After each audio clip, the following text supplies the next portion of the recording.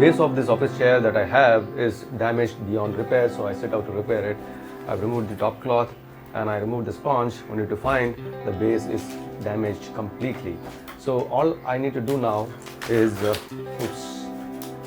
just replace the base with a new base, make some holes and attach it and track back in the reverse order. Now that was so simple, but then I ended up with a small trouble here. You can see that these special kind of nuts which are called as prong nuts or T-nuts. Here you can see the close-up of a T-nut or a prong nut, and I don't think you can salvage this because it's completely rusted and all the threads have gone, so we have to replace this. This is how a T-nut or a prong nut looks like, and it's called as a T-nut because if you look at the profile it looks like a shape of a T, so that's the reason why it's called a T-nut. And these nuts are really important when you assemble furniture like these.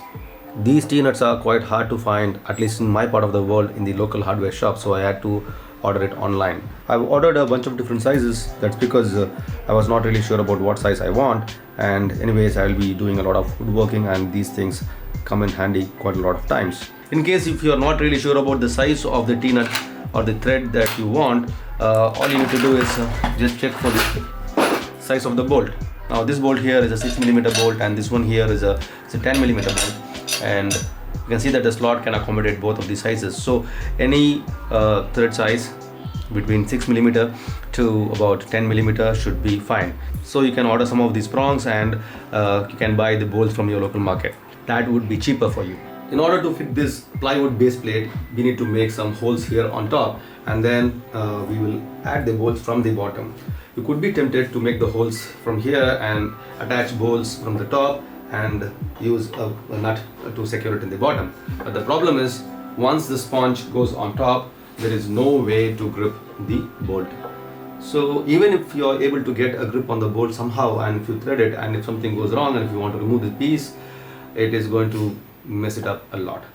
So the only way to go about it is using a prong nut, or let me tell you that it is the effective way to go about. I was also tempted to use thread inserts like these, but then these thread inserts got some teeth here and the plywood has got some layers, and these teeth is going to bite into those layers.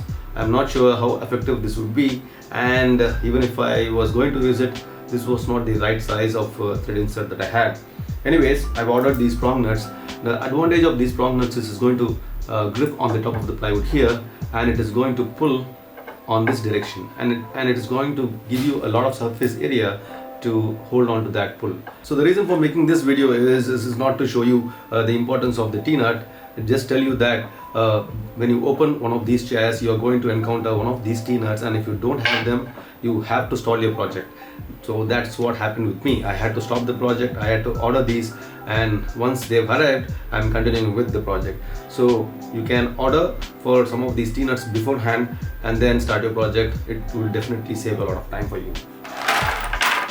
If you are not really sure about the thread size of the T-nut that you're going to get, if you can look into the hardware collection you have. Like, I got all this hardware, and most of this hardware is salvaged from most of the appliances I disassembled. You know, it's quite easy for us to try something out and go to the shop and show it as a reference and get the similar parts. So that is one quick tip for you guys. Now that I've got all the parts with me, let me go ahead and assemble this chair. And all I'm going to do is make 4 holes for the base plate, 2 holes here, 2 holes on this side for the handles, and it will be covered with sponge, the cloth, and I'll try and put everything together. Let's do it. I traced the shape of the base plate onto this plywood along with the placement for the holes. While at it, I also marked the placement for holes for the handles as well. Holes were drilled based on the T-nuts I was using, and I simply placed the T-nuts just for a quick check.